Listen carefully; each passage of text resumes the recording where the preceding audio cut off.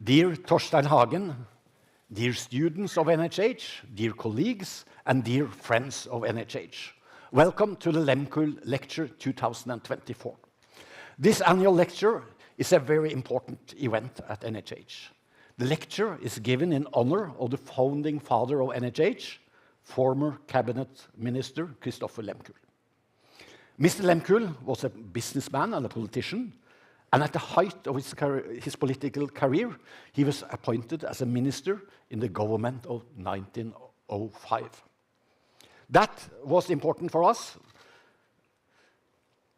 because he was an untiring champion for NHH. He founded Foreningen for Norges Handelshøyskole i Bergen, the association in support of a Norwegian business school in Bergen, and that turned out to be a big success. In 1917, the government did decide to establish NHH. Due to World War I and dramatic times, NHH started its activities in 1936. But right up to his death in 1949, Lehmkuhl followed the activities at the school with a never-weakening interest. Mr. Lehmkuhl's birthday is the 26th of September, and every fall we honor his memory by this annual lecture. This year, we are honored and happy that Torstein Hagen accepted our invitation to give the Lehmkuhl Lecture of 2024. It is definitely fair to say that Torstein is a legend in a highly turbulent industry. Early in his career, Torstein guided the legendary the Bergenske Dampskibsselskap through the shipping crisis of the 1970s. Today, this is really fascinating because Christopher Lehmkuhl, back in 1908, became the chairman of the board of the very same company, the Bergenske Dampskibsselskap, the leading shipping company in Bergen at that time. 4 years later, Lehmkuhl became the managing director of the company and ensured that the Bergen company became a pioneer within cruise shipping. Among the ships that the Bergenske Dampskibsselskap ordered under Lehmkuhl's management was Stella Polaris, one of the first luxury cruise ships in the world. Then, fast forward, more than 65 years later, Torstein became managing partner of the same company, the Bergenske Dampskibsselskap. Thus, I think we can conclude that there has seldom ever been a more fitting person to give the Lehmkuhl Lecture than Torstein Hagen. Let us turn to the later stages of Torstein's career. After interludes in Stockholm and London, where he became the majority owner of the Norske Oljeselskap, he went into river cruises in the 1990s. Later expansion included ocean-going cruise ships, and in April this year, his company, Viking Cruises, was listed on the New York Stock Exchange. Viking is the third largest cruise line in the world, with a market cap of $14 billion. Torstein controls 53% of the company and 83% of the votes, implying that Viking is the most valuable Norwegian-controlled shipping company. At NHH, one of our main objectives is to educate excellent leaders with a strong commitment to society, and who are able to face and tackle challenging times of change and uncertainty.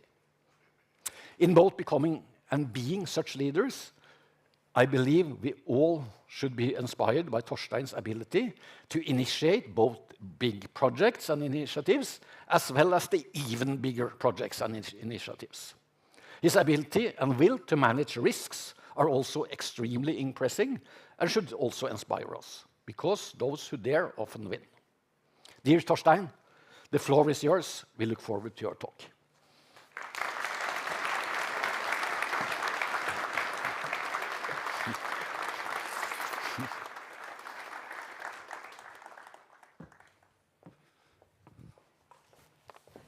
Yeah. Well, thank you very much for that introduction. It's, of course, an honor to be giving a lecture for Christopher Lehmkuhl and on this day. So it's very a big honor for me. You mentioned the background, that he was boss of Bergen Line. I call it Bergen Line, Bergens Gesamtskipsselskap, BDS, whatever you call. And many of you in this room have no idea what that company is all about, because there is no Bergen Line anymore. And I will, in one of my comments, explain why. Bad management. But the other thing I'd like to point out is that Christopher Lehmkuhl, he stayed on as managing director of Bergen Line until he was 81 years old. It's Biden's age. And guess what? I'm 81. And it's about time to start to think about hanging up the boots, I'd say. But that's why it's nice to be able to have this opportunity here. I'll talk a little bit more about my connection with this institution. But that's him. We know the background. We don't need to dwell more on him. I mean, 81 years in those days is a little bit more than 81 in these days. But I thought before we go on, you mentioned, Rector, the kind of success I've had, and I want to be careful that I don't spend too much time boasting about how much I've done of this or that. Oh, there's a hole for the class too. But I thought I could start asking you all the question so that we can be reminded, but we shouldn't be too gloating about our successes. Does anyone know what is 197 meters? And if you guess it's the length of a ship, that could have been, but it's not. It's a reminder that some of us who have our Latin in good order will remember, but I assume very few in the room will know the story, but I cannot resist it. But it's a distance between Capitol Hill in Rome and the Tarpeian Cliff. It's very short distance from success to failure. And I can speak from experience. I walked that distance from top to bottom, up again, and down again. So I know the road extremely well. So I think one has to have some humility. It's nice to be here today, but that's where we are. And you know the title of my lecture? It says A Little Red House in Nittedal, and that's where I came from. And I was very fortunate. I had parents and a family with great values. And we learned a lot of things by having a humble background. And some of these things are with me. And my main learning from this time is really there are 4 things that matters in human beings. It's nice to be born rich, intelligent, good-looking, and all that, but heck, you can't do anything about it. You are either born that way or not. But there are certain things you can do something about, and that we all ought to do something about. And these are my 4 main values in life. One should be kind, one should be honest, hardworking, and above all, thankful. And I think this, I hope, permeates most of what I do in life. One should be careful to boast that one is doing any of those much, but I think at least that's what one should strive for, if I could give a piece of advice. So that's my lesson 1. Altogether, you'll see 14 lessons that I've had. I'm sure there are more or less, but that's lesson 1. The second reason I think it's nice to be here today is I also tried to come to this wonderful institution in 1961. And I tend to collect papers. So here's a paper from Dag Coward, I know, who was pro-rector at the time, and freely translated said, from you didn't get in this time, but we guarantee you that you can get in. We have reconsidered and guarantee that you can get in next year, which was exceptional at the time to give such a thing. So I said, okay. So at least I fought hard for that, and I got that, so I felt good. So I say, lesson 2, don't take no for an answer. And I would say throughout my life, I don't take no for an answer. So that was lesson 2. So what you do then, you have to do something in that year. So I had good grades from Archum. So I then went to, and I called NTH. I hate conglomerates, and now they conglomerated it into, I don't know what the hell it is anymore. But it used to be NTH at Gløshaugen, and now it's at Gjøvik and all other places. But it's and you have all. I would tell a small story. We went to have physics lessons with the people from the teachers' college, and I made two good friends. One was called, and none of you know about these names either, Tor Østefossen, who was a goalie, and Eldar Hansen, who was a center forward at Rosenborg. You know, but and we were the smart physicists studying physics, but they were conglomerating us. And I was very fortunate at NTH. You know, we came there, we were 25 guys and one woman. That was a mix at that time. I think here you have 40% women, which is probably fine. But we had some physics and we had some mathematics. And of course, all us 25 had been the best in our class at our gymnasium. And then we get into this melting pot. Not everybody can be best anymore. And I have one of my best friends in the audience. I saw Finn here, Finn Ravndal. And he and I became very good friends. He ended up becoming a physicist, a real physicist. But I studied, I took a year leave of absence, went to the States, learned what America is about, and learned about computers. So I took my thesis at NTH believe it or not, in 1966 on artificial intelligence.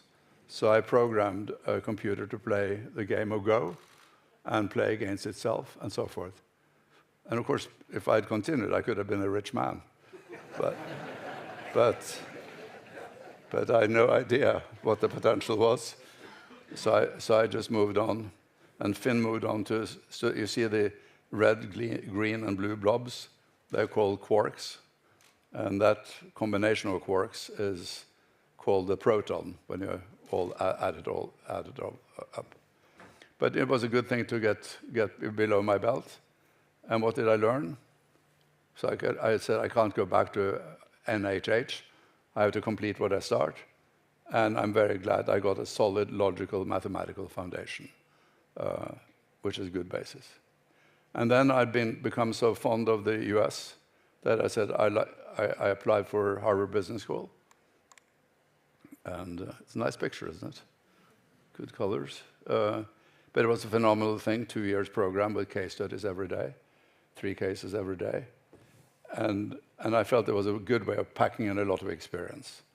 And when people say, oh, you must have made a lot of contacts and all that, no, I said it wasn't all that. But there was one thing I learned at Harvard Business School.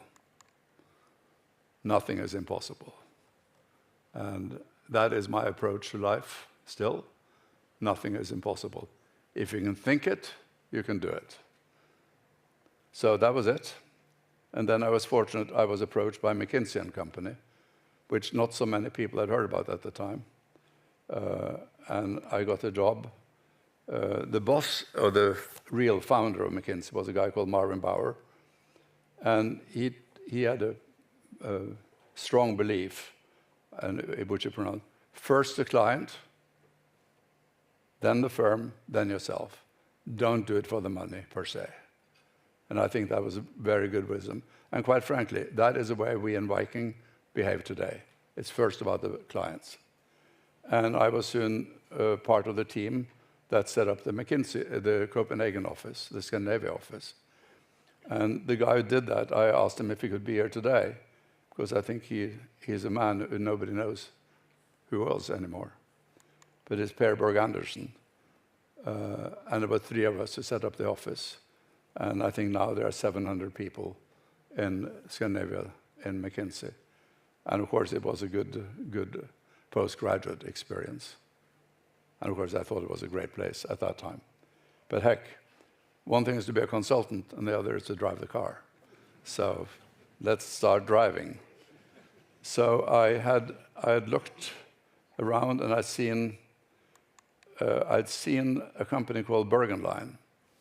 And as a matter of fact, the first time it caught my attention is an article in Kapital written by Trygve Hegnar, who is in the room here today. And he said, Bergen Line, promising turnaround situation. So I started looking at it. So I applied for a job by an advertisement in the paper. And it took a while, but the powers to be took a while. But Christian Rieber, you say that when you turned a stack of applicants a few times, you finally found me, and then you said, we take him after all. He was 33 years old, and you took the risk. You're a risk taker, we know that. Thank you. It was a great experience. It's a great experience. And we got to work very hard. At that time, that company, it was really the shipping company of the time and the baby of the town of Bergen. Everybody had somebody who worked in Bergen. Now it's gone. But we started to do things. First of all, we cut overheads. When I came in, we had 3 floors of overhead. And I said, before I leave this company, we're all going to be on 1 floor. And we were.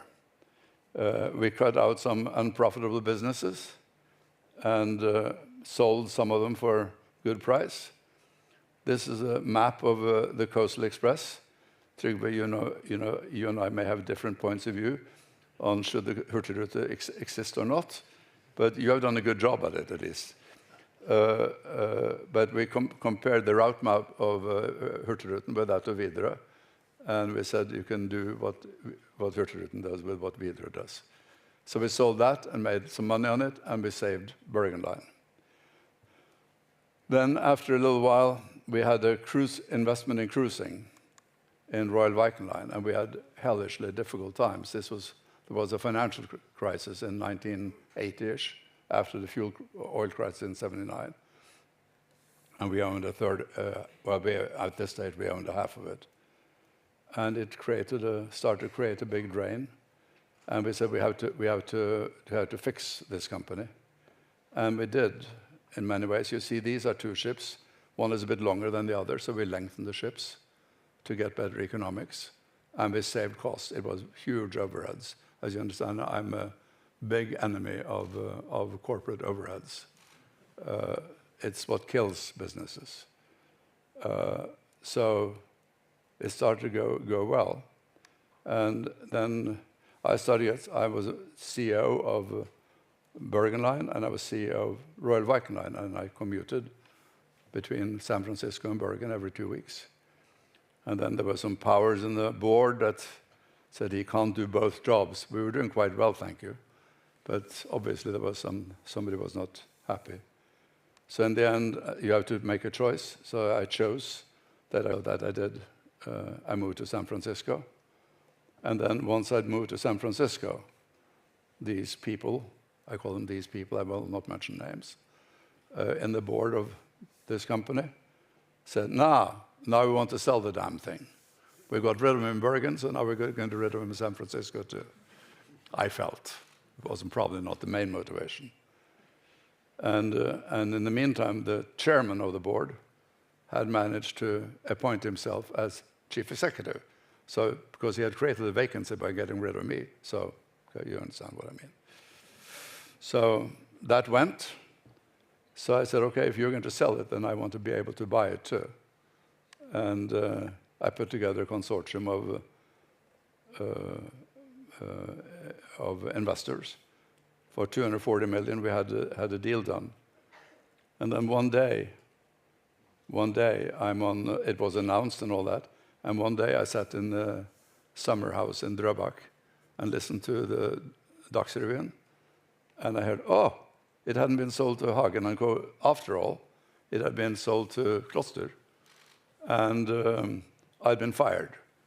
So I said, well, that's a good way of announcing it, but it is the powers have the power, so don't bitch. So of course it was a big disappointment because I spent a lot of time. Am I late, Jon? A little bit. Okay, a little bit, but then we have to skip something. So when all that was said and done, of course, I was then without a job, lived in a summer house in Drøbak, or really in San Francisco. And then I look back, but of course, when you look at what happened, I had bought a few shares in Bergen Line. I spent all my money buying shares. So in the period I've been there, plus a year in Royal Viking Line, the value of the company increased 48 times over 8 years. So I made some money, and I'd also secured a carried interest in what happened in Royal Viking Line. So it was okay, but I was unemployed. Lesson 7, 8, and 9. I don't like to have the chair. This can be modified a bit. If you're in a public company with many shareholders, I think it's dangerous to have a chairman who is different from the managing director, because it starts creating conflicts and separate ambitions. If I own 53% of the company and have somebody else as a managing director, that may be an exception. I think the board of this company, of Bergen Line, didn't have any shares in the company. They should have a real economic interest. And I said that they say, oh, that we should have professional board members. No, I don't think you should have. The board members should represent the shareholders, and management should be professional, in my mind. So I was unemployed. I said, where do I go from now? And I applied for a job, first to be finansrådmann in Oslo, because I'd had a small career in politics here in Bergen. I'm very proud of what we have done to have Nordre Innfartsåre solved, but that's for a different day. I applied for that, got no. I applied for a job to run Borregaard, I got no. I started studying physics at Blindern with Finn, and it's different when you're 40 from when you're 20. You are not as sharp. And then the water froze in Drøbak. I said, let's get the hell out of here. And we moved to London. And then I started to look around for things. I'd been on the board of Holland America Line. And then I started looking around for interesting things to do. This is a bad picture, but there was a large Dutch shipping company called Nittedal, the largest. And I accumulated, together with other investors, a large interest in Nittedal. And we put together a plan for how to restructure it. But management didn't think it was a good idea to be told what to do. I understand that, but the management didn't have any shares. So in the end, it became a huge loss for me. I lost at business school reunion at Harvard. I was written up as a guy who lost the most. Not only did I lose the most, I lost everything, down to zero. So it teaches you the A, B, C, D, F rule. It's important to have cash. We have bought too many shares. We have had too much debt. And it's terrible, stupid. Shouldn't have done it, but okay, we did it. And you have to take some lessons, lesson 10. But then, what do you do? So you have lost it all. Yeah, I thought I was close. And this is, it's never too late to give up. It's from Jensen's Tristesses. But it means, of course, do not give up, however bad it looks. But I call it, it's never too late to give up. So I then started to look around. I looked at Russia, where I'd been in shares in Gazprom and Lukoil. And all I'd left was a tax loss carry forward, which we managed to sell for $1 million. And that $1 million I put back mainly into Gazprom shares at 8 cents, and they became 64 cents. So all of a sudden, 1 million was now 5.5 million. Hey, we're rich again. So we managed to buy 4 Russian cruise ships for $8 million. But I needed I only had 5.5, so 2 pals came up with 2.5, and then we were in business again. And this is the beginning. 2 guys, 2 mobile phones, August 5, 1997. But at least we had a fixed point. And as Archimedes says, give me a fixed point, and I'll move the earth. And that's when we acquired the fixed point. That is a basis for Viking Cruises. And today, Viking Cruises, we try to avoid the word cruises because we're so different. So I now called Viking. We have about 100 vessels rivers, oceans, expeditions, and Mississippi. And we have 650,000 guests, $5 billion in revenue, and nice rate of growth. But we have 10,000 people working with us worldwide. So it's become quite a company in these 27 years. So when it came now to what do we do, we said, here's a chance now of taking the company public. And we said, what's a good day for making a big splash in capitalism? So on May 1st, we went public on the New York Stock Exchange. And it was the largest IPO so far this year. At that time, I haven't figured out what the truth is, but okay. But it was a big event, of course. And you see, we have two, U.S., Norway, 2-1. And it's interesting, as Rector said, we are the third largest cruise line today in market capitalization. But interestingly, when you compare to shipping companies that we know something about, we are much larger than many of the ones that you may know more about. We have had a low profile, but I think this is a bit of a surprise. And maybe even more surprisingly, I say, what had happened if we had been on the Oslo Stock Exchange and gotten the same valuation? I don't say that that is possible, but if we had been, we would have been the 5th largest company on the Oslo Stock Exchange with that valuation. And that is from that beginning with 2 guys and 2 mobile phones and a tax loss carry forward. And you see the ones on top of us are largely state-controlled companies. DNB is not state-controlled, but the others are. And why have we done this? We are focused on the customer, high-quality product, one brand. I hate conglomerates. Small, identical ships. We duplicate. Very effective direct marketing. We have spent $3 billion with a B, $billion in marketing since we started the company. We spend $350 million a year in marketing. We are a marketing company, not a shipping company. And we have a great management team. And I mentioned we also have bad luck. This is how we are rated. Our ocean ships are rated. But when you compare it to some of the cruise lines that you may know something about, we are rated number 1. Number 1. It comes from things we are proud of not having. I think in marketing is as important to decide what you're not as what you are. And we have defined very, very clearly what we are not. No casinos, no children, no nickel and diming.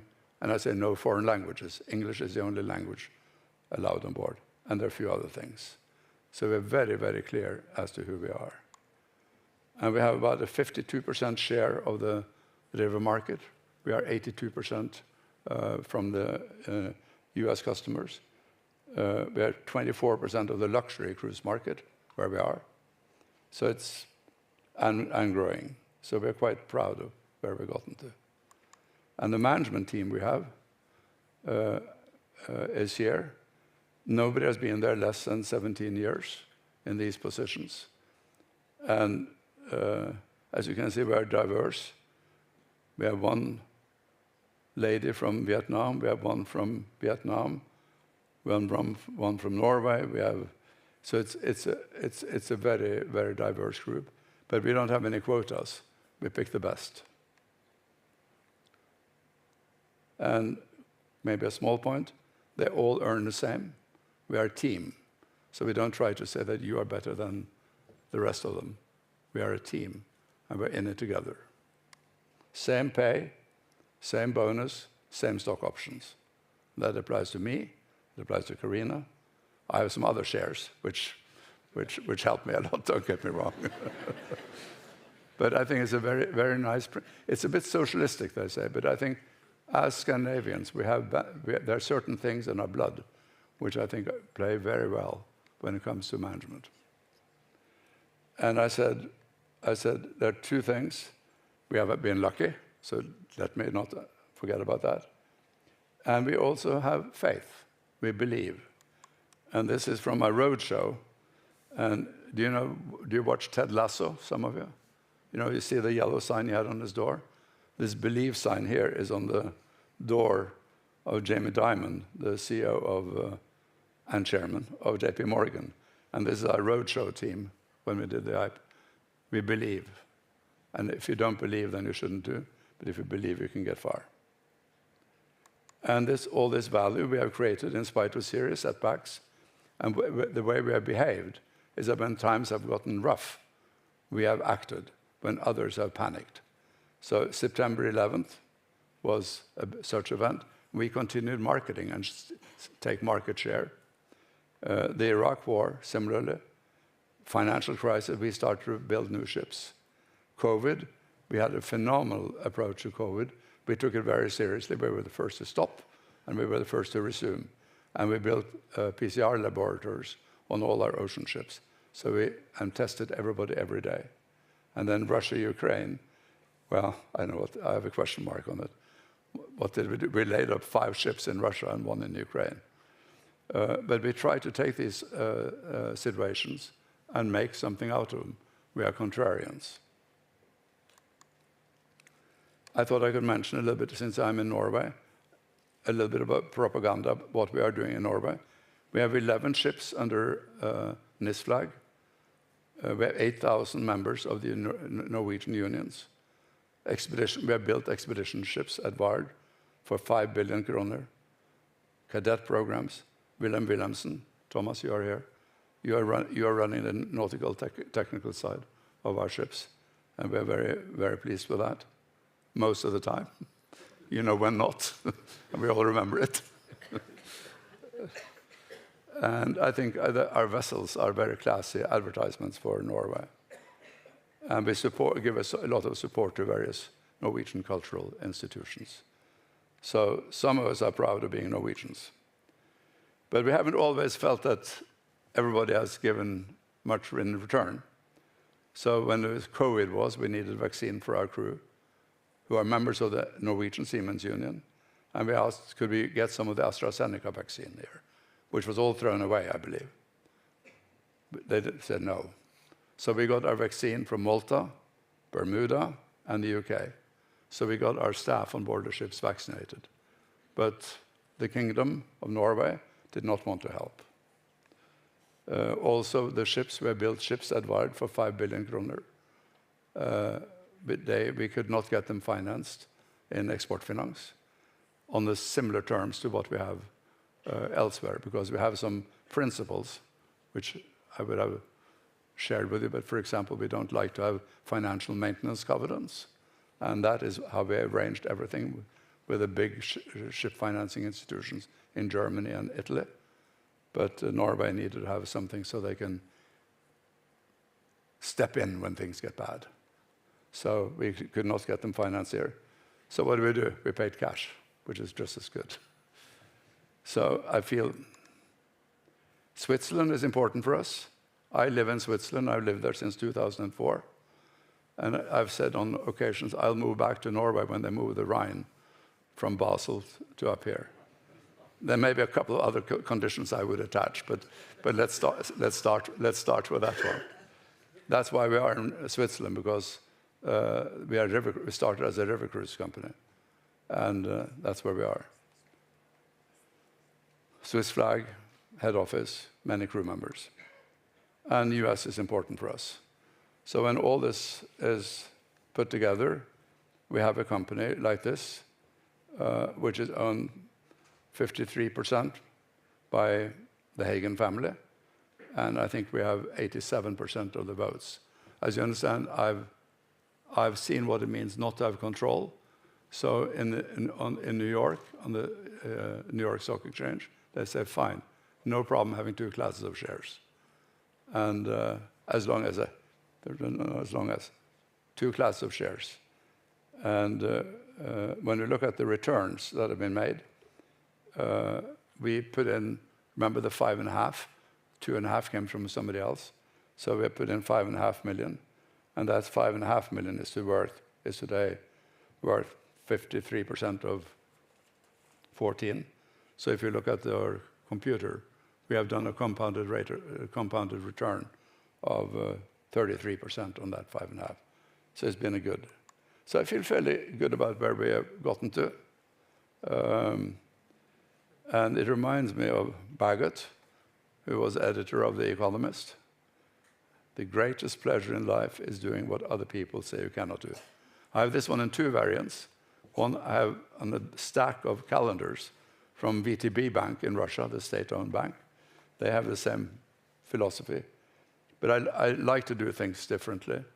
I think one thing is to be wealthy or to have good finances.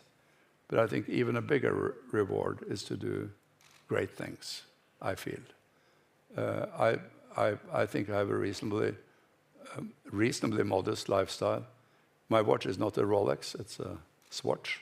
So we shouldn't waste. But we're very proud of what we've done. Sharing with you a glimpse into the future. We have a large order book, so we are going onwards. We can't rest on our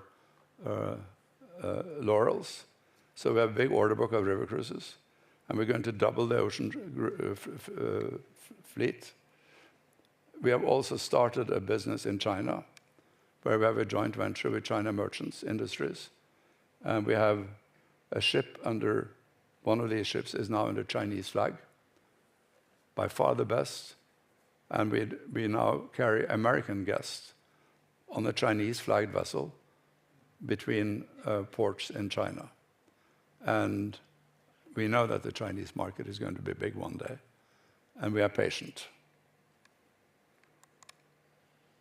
We have also concerned ourselves a little bit about what type of propulsion should ships have. And do you see the question? How much do we think all the world's shipping contributes to global warming? Any guesses? Somebody knows the answer, I know. But when I ask the question, of course, many people say, not much. And the truth is, prior to the new IMO rules, I don't know whether any of you know what IMO is, but it's an institution that regulates what shipping can do. Prior to the new rules that came into effect in 2020, which outlawed having sulfur in the fuel oil,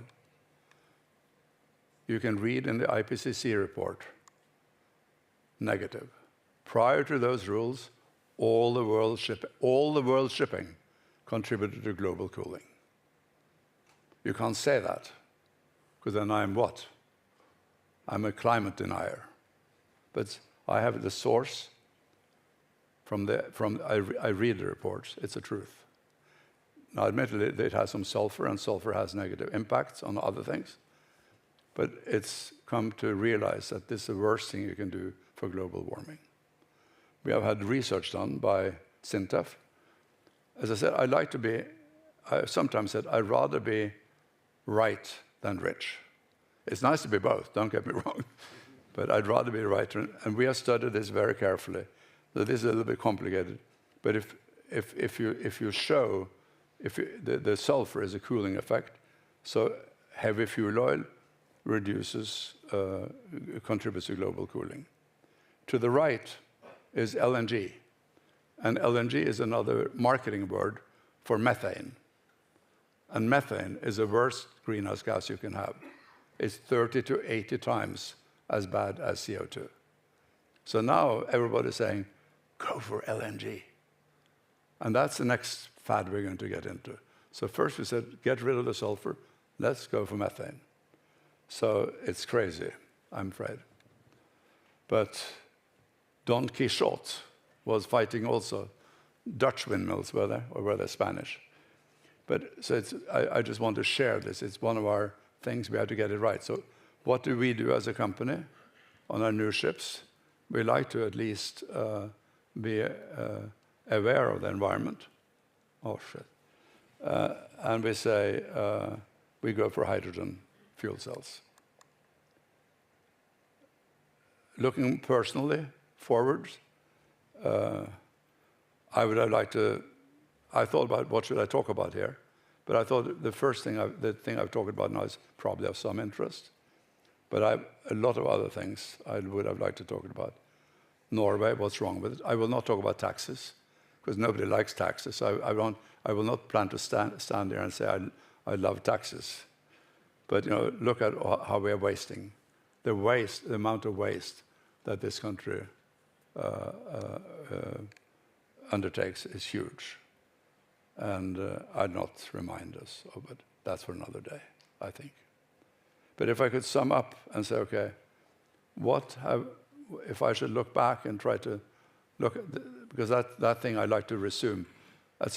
In my old age, I plan to spend more time on these issues. But I say, if I should have some lessons to share with the audience today, I said, if I should have a chance to live my life again, I would aim high. If you aim low, the best you can do is to hit low. So aim high. Don't be afraid to fail. Don't be a chicken. Don't be afraid to fail. Be a contrarian. When things are bad, invest. When things are good, be careful. And I'd say, contrary to most economic philosophy, if you want to create wealth, place all the egg in one basket and watch it well. If you want to preserve wealth, that's a different story. I haven't come to the stage where I want to preserve wealth yet. So I think that's my advice. If you want to be wealthy, pick one thing, go for it. So in the end, there's a painting somebody gave me. It's hard to read if you don't have glasses, but it says, a life without risk is not worth living. And it says further down, if you're not living on the edge, you're taking up too much space. I think risk is great, and I encourage all of you youngsters, take risk. And you can say, you are young, so you should be able to take all the risk in the world. I'm old, and what do you think I do? I love risk. So on that note, and I recommend 3 books for you. Up the Organization, great book. The Toyota Way. He also has 14 management principles. And then Ray Dalio, who has some other principles. Good reading when you have time. But I thank you very much for the opportunity to share my experience with you. And I know we ran a bit high, but... And are we going to have questions? Yeah. Okay, fine.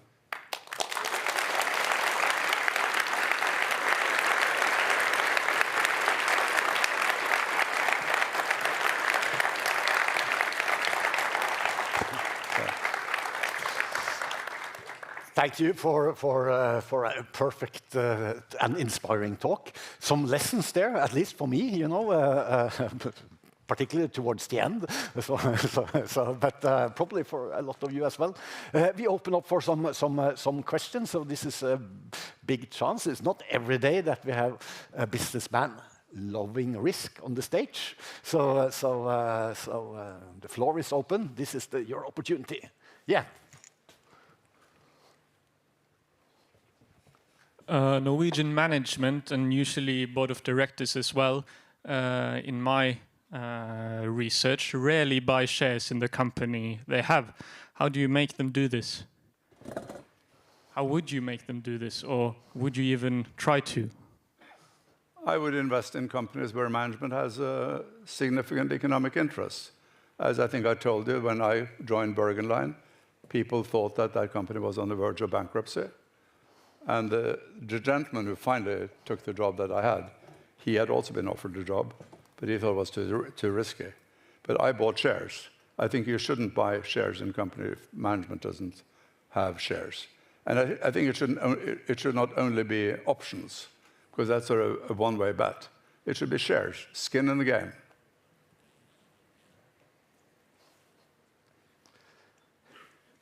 Other questions? So are there no good companies in Norway then?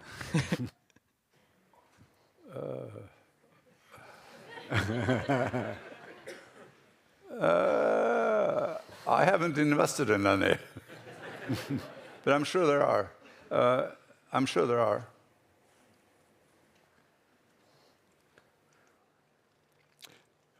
Yep, over there.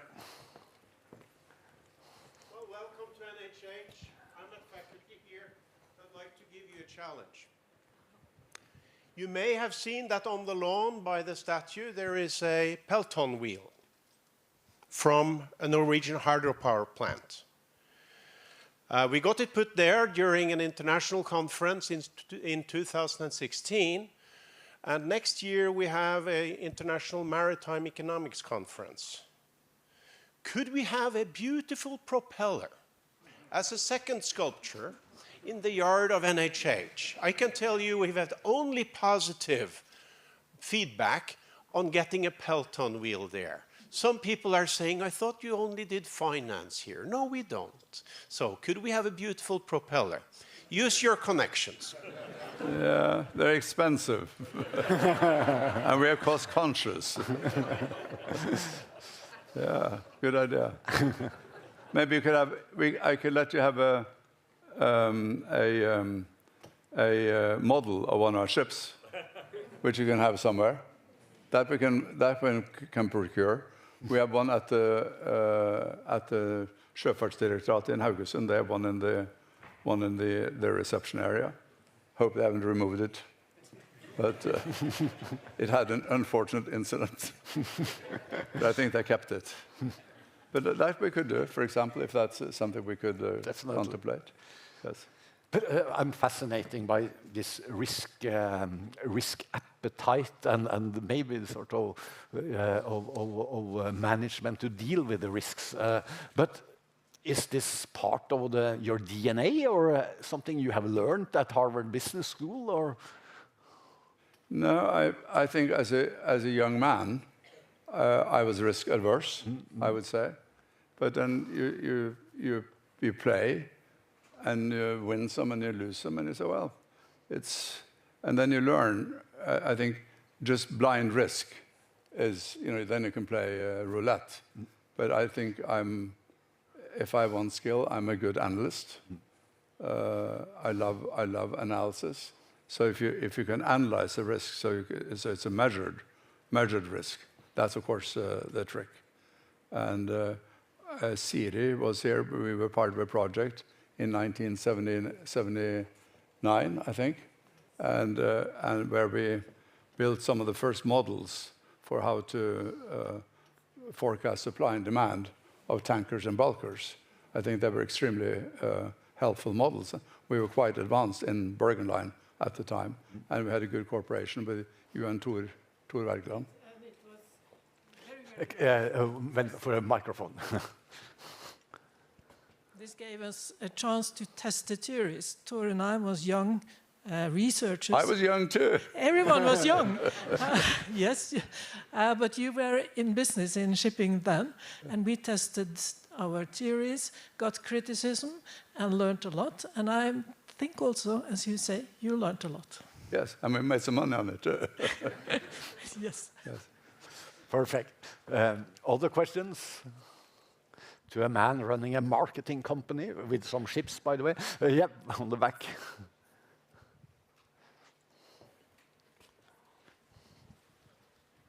Hi. How did it influence you to have this much success? I mean, did you want more, or did you go to work for fun? How was life after becoming rich? How was life at? After getting so much success? Well, I showed you the road between Capel and the Tarpeian Cliff. I've seen both ways. And I would say, at least, if you live your life so that you can live decently, even if you have no real money, then I think you should be prepared to take the risk. I think if you lever yourself in personal consumption and so forth, then I think one's appetite for risk probably is reduced. But it's something I got used to. And of course, the strange thing is, once you have been through a couple of these things, and then because there were crises all the way here in Viking's history, as I said, with 9/11, the Iraq War, and all that. And then you push through it. And of course, the strange thing is, like the Marines, when you have survived a few of them, you believe you can survive all. And of course, the last one you cannot survive. So, any final question? Yep. Third question. Is the state a good owner? The Norwegian state, you showed they have a significant interest in all of the companies above you. Is the state a good owner?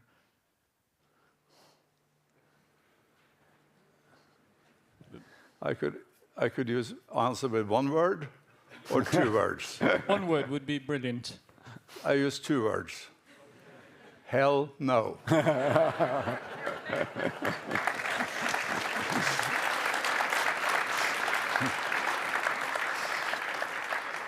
The very final question is for me, because I'm director, I can give you, and looking forward, as we stand now, 2024, you looked back, looking at the crisis, 9/11, COVID, and so on, and when everyone become defensive, you moved forward, took more risk. But now we are in a geopolitically extremely challenging situation. So what do you know? Are you optimistic about the business outlook for your sector? Yes, but again, if you are contrarian and you can take risk when things are down, it's really not taking big risk, because the risk is always, the downside risk is always 100%. But then at least you have a huge upside. Exactly. So I think that's a balance. Where are we now?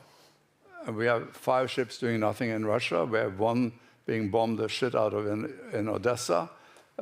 We have the Red Sea being closed. So we have enough challenges.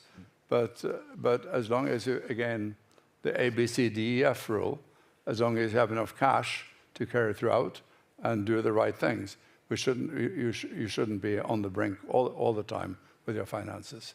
So I'm optimistic. You see our new building program. I hope some of these situations will be ironed out. They will be, of course. You know they will be. So it's just a matter of when. That is a good final comment. You know, in a scary world, stay optimistic, or you are optimistic. Yeah. So I think we stop there. Thank you for an extremely interesting talk.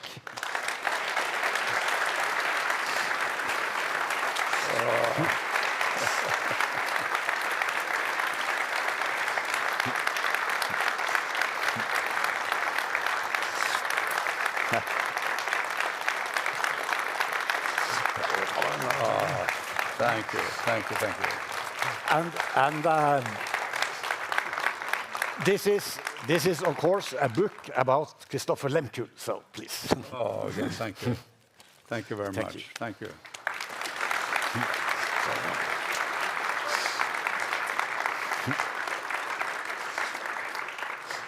So we will move on to the last part of this session, and then we are awarding the Christopher Lehmkuhl Prize. So please, Hugo.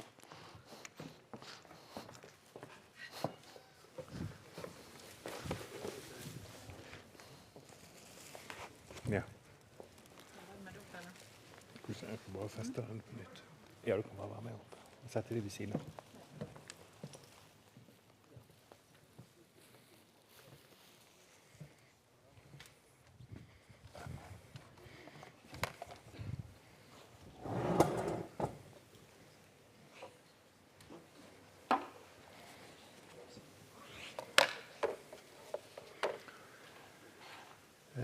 Is the sound on? Yeah, it seems so. Thank you, Øystein. I'm chairing the Lehmkuhl Foundation. The Christopher Lehmkuhl Fund is for promotion of Norwegian business. It was established in 1920 by Christopher Lehmkuhl, who, as Rector already has told us, was the Minister of State in Christian Michelsen's government in 1905. The Lehmkuhl Grant of 2024 is to be represented here today, and it's my honor to tell you about the prize. The purpose of the Lehmkuhl Grant is to acknowledge NHA students or recent graduates who have shown exceptional abilities in the area of innovation and entrepreneurship. Or, to quote the status of the grant, students who have made particular efforts in a field of particular importance in business context. The criteria is that the Lehmkuhl Grant should be awarded for a master thesis in the field of innovation or in entrepreneurship.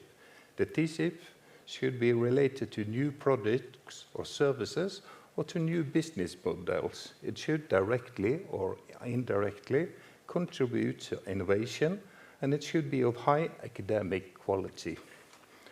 Nominated master theses have been assessed by a committee consisting of Malin Arve, Jan Haaland, Axel Mjøs, and Bram Timmermans. The winner thesis this year uses advanced methods to contribute to the solution of a very practical problem. Its point of departure is the congestion that often occurs in Bergen when several cruise ships visit the city simultaneously, and a large number of cruise tourists have a short period of time to experience the main attractions of the city. To reduce such congestions, the winners propose an app that aim at creating personal itineraries for visitors, thus distributing them more evenly across the city and enhancing their experience by aligning with their individual preferences. The app should include sufficient information for the tourist to make a well-informed choice based on their own preferences, as well as the time they have available in Bergen. The winners have done a significant job in mapping and classifying various attractions, finding relevant information and assessments, geolocating the sites, taking capacity constraints for the various attractions into account, adding information about restaurants and cafes, calculating walking distances between sites, etc., etc., as a background for creating individual schedules and plans for the visitors. The thesis is innovative in several ways.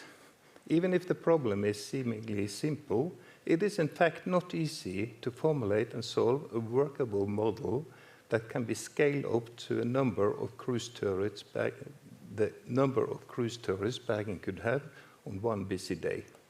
The winners show great command of various modeling options. They demonstrate the need to go beyond standard models and suggest meaningful modeling choices and simplifications for such an app to be applicable in practice.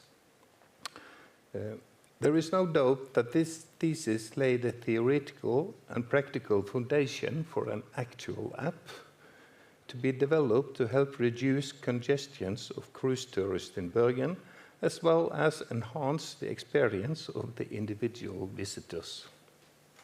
It addresses a real challenge, acknowledged by the relevant authorities, and interested parties should be encouraged to further develop and implement such a solution in cooperation with the winning students.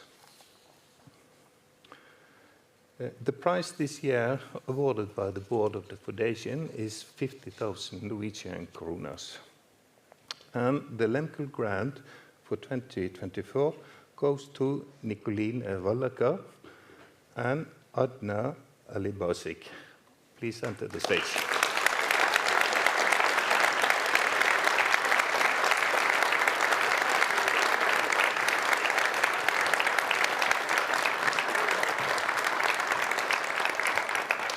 And the name of the thesis is Cruise Tourist Management.